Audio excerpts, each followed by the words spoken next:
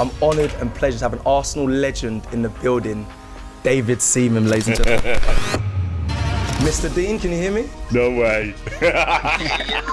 It was larger than life in every way, and he was a hero, not just with the fans, but with the players as well. They all loved him. He was that good that in training, Steve Bold and Tony Adams, that he would embarrass them and they would try and kick him to slow him down a bit, and they couldn't catch him. The ponytail on the head. But I was born with a tash. I remember seeing an Arsenal team celebrating getting fourth. Yeah. And I was like, talk to them, dropped David. quite a little way here. You know, we've done what we did. It's their time to go and create their own history.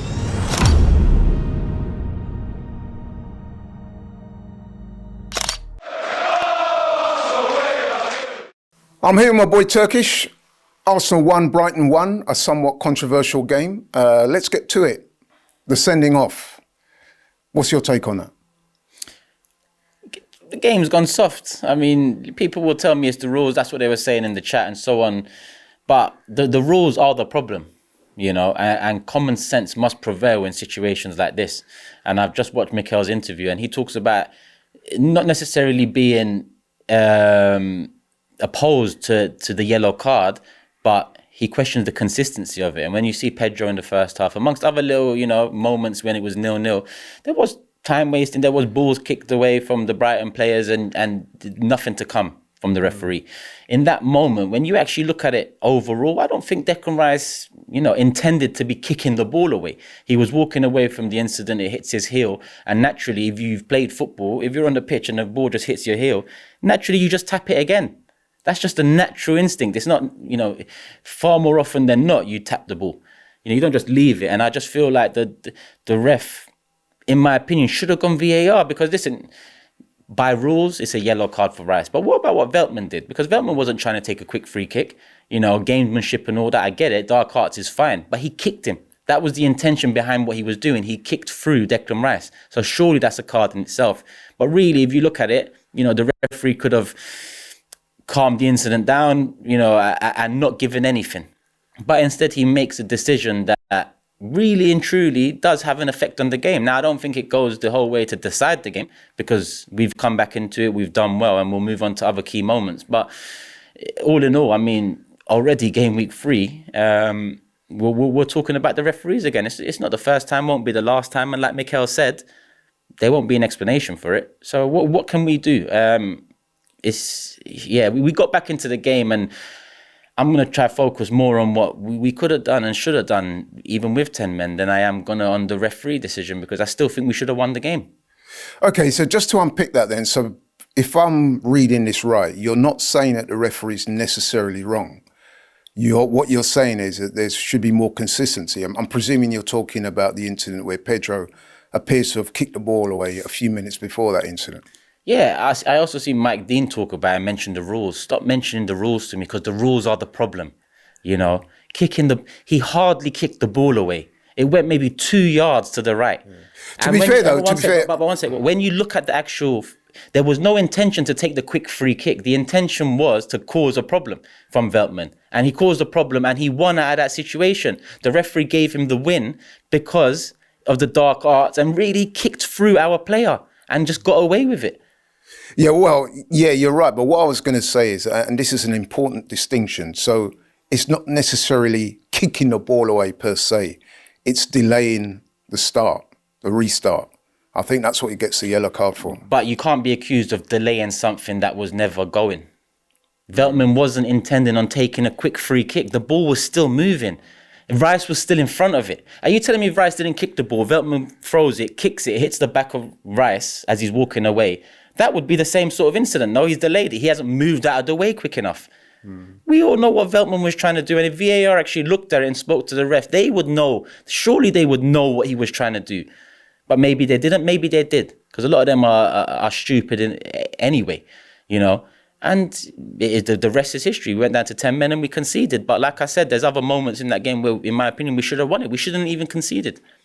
Just finally on that incident before we move on to other things, do you think Declan Rice was slightly naive insofar as, let's face it, he's an experienced Premier League player. There was a bit of dark arts by Veltman. Do you think he should have been wiser to it though? It wasn't a yellow card. It wasn't a yellow card. You know, he didn't kick the ball away. He tapped it to the side because it's hit his heel.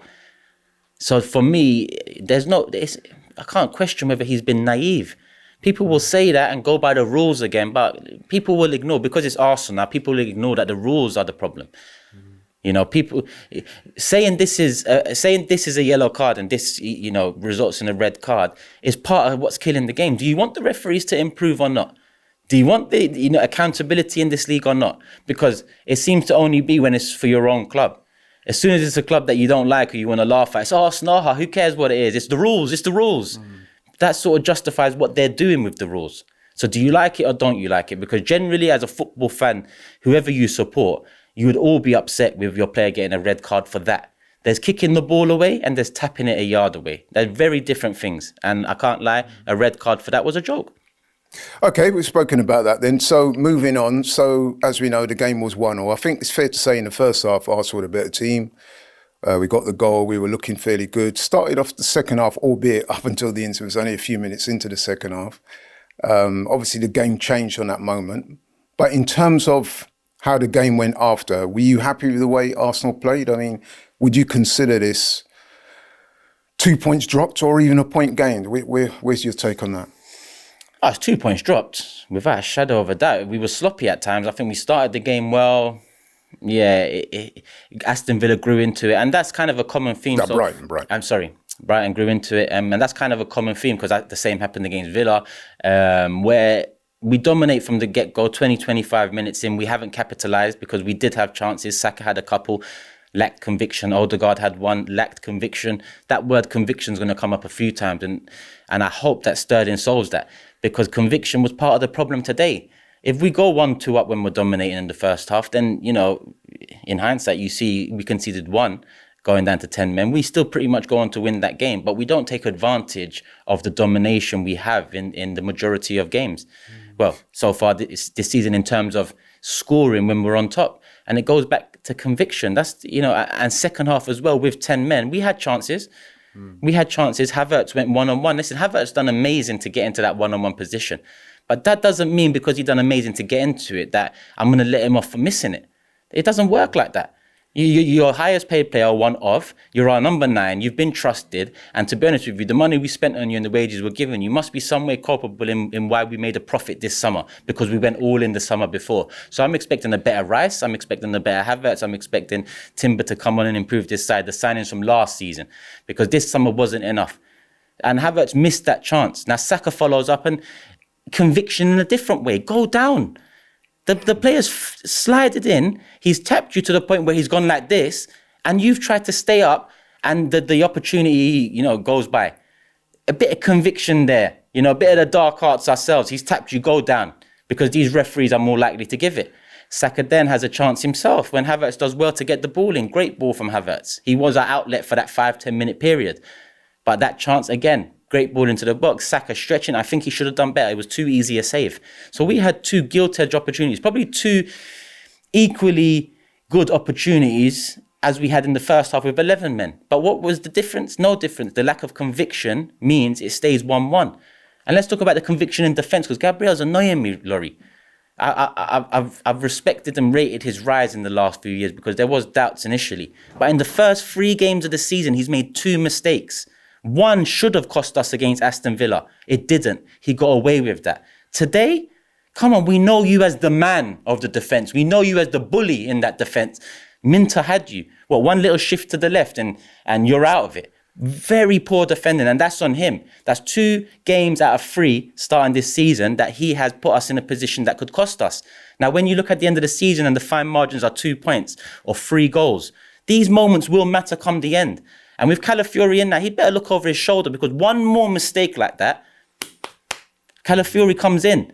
Because we can't afford these mistakes. It's all about fine margins, remember? It's all about Raya improves Ramsdale by 7% because he's good at this, good at that, and those fine margins will win us the league, right? Well, the fine margins are very relevant here as well. So Gabriel needs to stop that, because it seems that every season he starts with a mistake or 2 in him. And last season, you know, we can look at certain games against Fulham or West Ham or Aston Villa as reasons why we didn't win the league. This season, if we don't, there's already one here. Because we had the opportunities. We had a one-on-one. We had a chance in the 6-yard box. They shouldn't have scored. In fact, the goal they should have scored is the one Raya made a great save from. And even the goal they scored, Raya made a great save. So Raya, again, 3 games in, great performance. Can't fault him I was going to whatsoever. say, are any Arsenal players that you'd like to commend? I mean, when you consider that Brighton had 22 opportunities on goal today to our 11, then that will suggest to you that we had to do a lot of defending, especially late on in that second half. So would you say Raya was your man of the match? Yeah, because essentially he kept it at 1-1 in the end. I think Saka started the game. Saka's first 10 minutes was the best first 10 minutes I've seen from Saka in a long time. Taking his defender on, going inside out. We saw a little skill from him in the box as well, where he probably should have shot. He tried to cut it back. I think Saka started the game well, but faded. But he was the best of our attack. So I look at the midfield. I don't think the midfield, Odegaard had a poor game. Hopefully he's all right because he had a kick in the first half and it looked like that affected him. Partey wasn't great. Declan Rice, so far this season, it looks like, the Euros and all that has taken its toll because he's not quite the same player we saw last season, which is fair, I guess. And the attack no one comes close to man of the match for us aside from Raya. I've got to ask you quickly because time's running. We said before the game that Trossard would likely get a start today. He got his start. What did you make of his performance today? Poor, and that's the general theme with Trossard. He comes off the bench, he's great, he starts games, he can go missing. That's why I call him the best 12th man. No disrespect there whatsoever. Some of our 12 men during 03, 04, 01, 02, 97, 98, they're some of the greatest players this club has seen. So, you can do your part as a 12th man, as a 13th man. Very important role, especially in this modern day football with systems and work rate and intensity. He can play his part for sure, get 10, 12 goals. But starting, we've got to know if Martinelli's the guy. That's why I wanted a left winger or a striker today, this summer. Okay, Turkish, thank you very much.